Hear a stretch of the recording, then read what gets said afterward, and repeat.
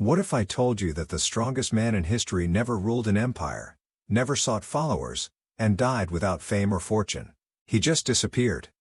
Miyamoto Musashi defeated over 60 opponents in life-or-death duels, without ever losing once. But instead of turning his victories into power or prestige, he walked away. No applause, no legacy to chase, just silence, solitude, and something most men never touch: self-mastery. Why would someone with that much skill choose to vanish? Because Musashi wasn't chasing victory, he was becoming it. In a world drowning in noise, he became the silence. In a society obsessed with more, he chose less. He stripped away distractions, attachments, and ego until all that remained was discipline, clarity, and power. Not the kind that dominates others, the kind that rules yourself. And here's the part no one tells you: the way he lived still applies today, even if you never touch a sword, especially if you never do. So if you've ever felt lost, pulled by expectations, exhausted by modern life, stay with me. Because Musashi's path, this raw, relentless path, may just lead you to the strongest version of yourself. But be warned, it's not a journey for the many. Most men chase applause. They crave validation like thirsty wanderers in a desert, always looking outside for proof they exist. But Musashi? He walked away from it all. After winning more than 60 duels, defeating the best of his time, he didn't build a school or write his name in golden letters. Instead, he disappeared into the mountains, embracing solitude like a sacred ritual. Why? Because he knew something most never realize: the moment you depend on others to see your worth, you're no longer free. Solitude wasn't an escape. It was a weapon, sharp, silent, and exact. In a world loud with distractions, Musashi used silence to hear his own mind. And in that quiet, he found a power far greater than applause: clarity. The kind of clarity that cuts through illusion and fear. He wasn't avoiding the world, he was refining himself in the absence of noise. That kind of solitude isn't lonely, it's electric. Most men fear it because they fear meeting themselves. You see, greatness doesn't bloom in crowds, it grows in the unseen places. Musashi chose the path of the unseen not because it was easy, but because it was pure. He traded status for self-possession, followers for focus. He knew what few dare admit: true mastery demands withdrawal. Not forever, but enough to reset the compass. When everyone else is performing, the superior man is preparing. In silence, in stillness, with intent. And here's the part that stings: most men won't follow that path. They'll call it strange, maybe even cowardly. But Musashi knew better. He knew discipline begins with disconnection. That's where we're headed next. Into the fire of discipline. Not the kind that chains you, but the kind that makes you unstoppable. When people hear the word discipline, they flinch. They think of strict rules.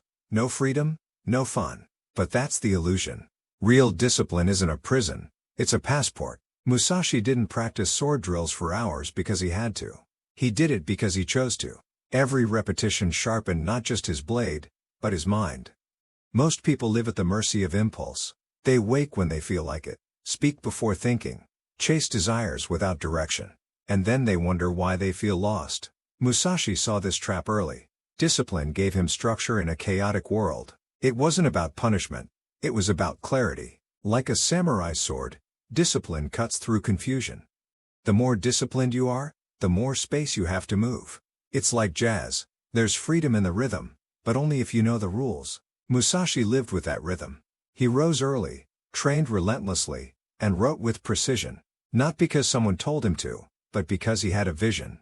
And he knew that vision needed a vessel strong enough to carry it. That vessel was built through discipline, not once, but every day. If you resist structure, you remain a slave to chaos. But if you build your discipline like Musashi did, you gain something most men never touch: control over yourself. And once you taste that, you'll never go back. But there's more to this path than just routine. Because even discipline can become a cage if you cling to it too tightly. That's why next, we'll dive into the art that few dare to master: detachment. Imagine holding a sword with both hands. Now imagine refusing to let go, even when it's burning. That's what most people do in life. They cling to people, to status, to ideas long past their purpose.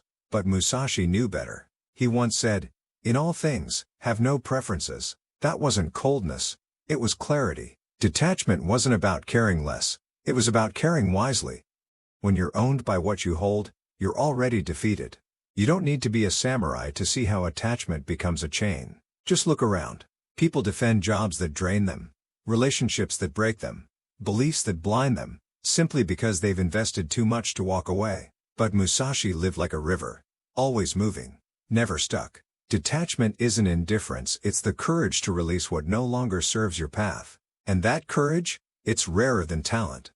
Letting go feels like dying, until you realize you're being reborn. Musashi didn't even settle for comfort. He lived simply, often in poverty, refusing titles or luxury. Why? Because he wasn't building an empire outside, he was building one within. Every attachment adds weight, and weight slows the blade. Detachment kept him light, quick, ready. The man who clings is predictable, but the one who can let go? He's untouchable. So here's the challenge. What are you holding that's holding you back? Because mastery, true mastery, begins when you stop clinging and start choosing. And that leads us to Musashi's highest teaching, the crown of his entire path. Mastery itself, not as a destination, but as a way of living. Most people think mastery means flawlessness, no mistakes, no hesitation, no doubt. But Musashi saw it differently. For him, mastery wasn't about getting it perfect. It was about becoming precise, again and again, even when things weren't ideal. He didn't wait for the perfect moment, he created it. In the chaos of combat, the blade had to move now, not when he felt ready. That's what real mastery is. Movement with meaning, in every breath, in every choice. Mastery is less about the finish line and more about how you walk the path. Musashi trained obsessively not to impress others, but to eliminate hesitation. When your hands know what your mind doesn't have time to say, that's mastery. It's not glamorous, it's repetition, it's failure, it's silent hours when no one's watching. But those hours forge something deeper than skill. They forge instinct. And instinct, once sharpened, becomes a force nothing can shake. There's beauty in that kind of relentless refinement. It's like sculpting stone, not with one strike, but with 1,000 quiet cuts. Each duel, each drawing, each meditation Musashi practiced wasn't a performance, it was a polish. The goal wasn't applause. The goal was alignment. Alignment between thought, action, and purpose. He didn't fight for fun, he fought to find out if his inner stillness could hold against the storm. And once you glimpse that level of presence, something strange happens. The external battle starts to matter less. You realize the real war isn't outside at all, it's inside. Every decision, every fear, every moment you hesitate or act.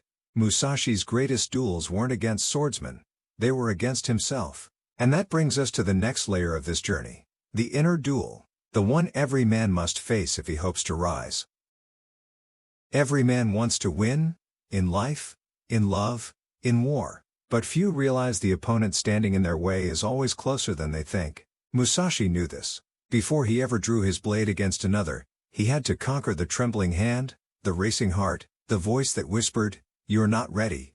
That's the real duel, not with the world, but with the self. If you lose that inner battle, it doesn't matter how sharp your sword is, you're already defeated. Musashi once delayed a duel by hours just to observe his opponent's patience. But the truth? He was also testing his own. Every decision he made was designed to test his mental edge. He studied not just how to strike, but how to wait, how to breathe, how to remain unmoved. Because when you master the self, you gain something no enemy can steal: composure. And that composure? It's the ultimate weapon.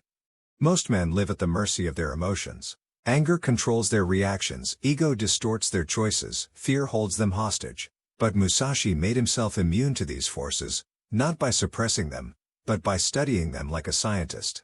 He watched his inner storms until they had no power. That's what the superior man does.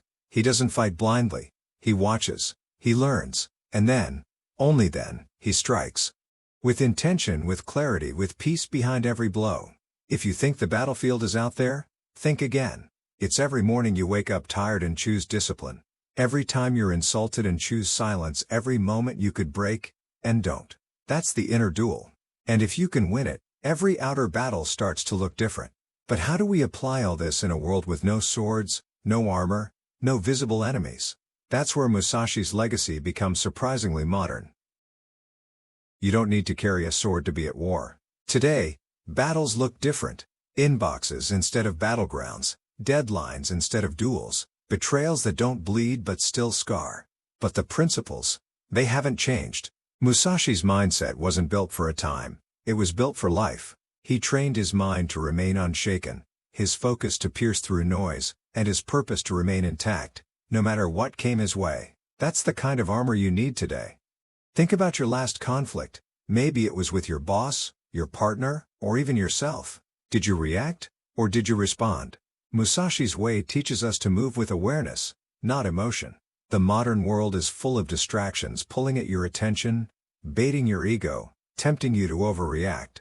But when you carry the mindset of a warrior, every insult becomes a test, every delay becomes training, and every disappointment becomes fuel. Nothing is wasted.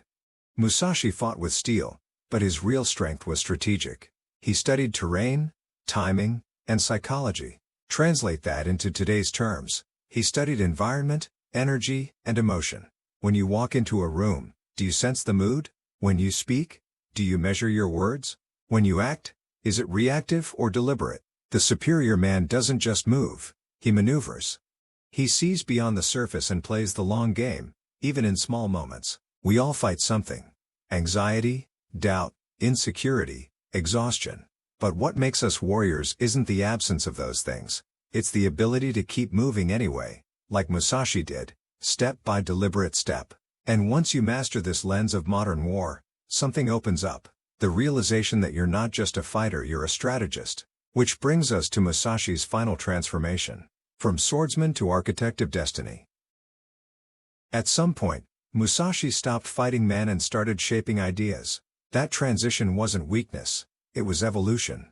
After dozens of victories, he realized true power wasn't in defeating others, but in designing a life that didn't need to prove anything. That's what strategy really is, designing the battlefield so you never lose. And in everyday life, that means choosing your values, controlling your time, and aligning your energy with what truly matters. Musashi wrote the Book of Five Rings not for warriors, but for thinkers. It's a guide to living with intention, not reaction. Too many people drift through life, following trends, chasing praise, or fearing judgment. But Musashi's way says, define your code, or someone else will write it for you. You don't need a sword to be sharp, you need clarity. You need a system, you need to become the kind of person who doesn't wait for opportunity. He creates it.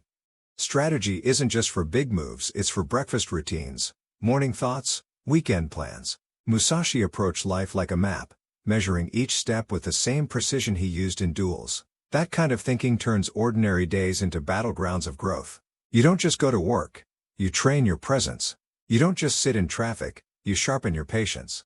Everything becomes purposeful when you start living like a strategist. But here's the twist, not everyone's built for that. Most people prefer to react, to follow, to feel busy without direction. That's why Musashi's path isn't for the crowd. It's for the few. The few willing to endure solitude, build discipline, release attachment, and commit to mastery. And that leads us to the final truth, the uncomfortable, empowering truth. The way of the superior man is not for the many. Be honest, most people won't choose this path. They'll read about it, admire it, maybe even quote it but live it. That's rare. Because the way of the superior man isn't shiny. It's not about titles, likes, or applause. It's about silent victories, invisible strength, and a commitment to mastery that no one claps for. Musashi didn't walk the common road. He carved his own, and paid the price in isolation, discomfort, and sacrifice. But what he gained couldn't be bought. Peace, power, presence. To walk this path, you have to stop needing permission. You have to lead yourself. Most people wait. For clarity, for motivation, for the perfect moment, but the superior man creates momentum from the ground up. He disciplines his emotions, detaches from what weakens him, and sharpens his mind until his choices become weapons, not against others, but against mediocrity. Every step he takes is one the average man avoids. That's the point, that's the path. It's not about being better than others, it's about being better than you were yesterday. It's a quiet rebellion against the ordinary. A refusal to settle for a life of reaction and regret. Musashi didn't just teach with words, he taught with the shape of his life. No excuses, no shortcuts, no masks. And if you're still here, still watching, something in you is hungry for that same path. The one that demands more, but gives even more in return. So the real question is this: will you walk it? Will you trade comfort for clarity, distraction for direction, and fleeting praise for permanent growth? The way is open, but it won't wait forever. And that's where we leave the blade in your hands. Video and forget everything they just heard. And that's fine, because Musashi's path was never for the masses. But if something inside you stirred, if a part of you recognized the weight of his silence, the strength of his discipline, and the rare power of letting go, then don't ignore it. You've already started the journey. You don't need a mountain, you don't need a sword. You just need the decision, today, to rise above noise, weakness, and distraction. To train your mind to choose mastery, to walk alone when necessary. And most importantly, to lead yourself when the world offers you every excuse not to. So let me ask you, what part of your life have you been letting run on autopilot? What would your life look like if you lived it with Musashi's precision, detachment, and inner fire? If this video sparks something in you, don't let it fade. Subscribe, hit the bell, share this message with someone else who's ready to rise. And tell us in the comments, what part of Musashi's code will you apply today? Let's keep creating timeless lessons for those who are ready. Until then, walk with clarity, fight with silence, and choose the way of the superior man.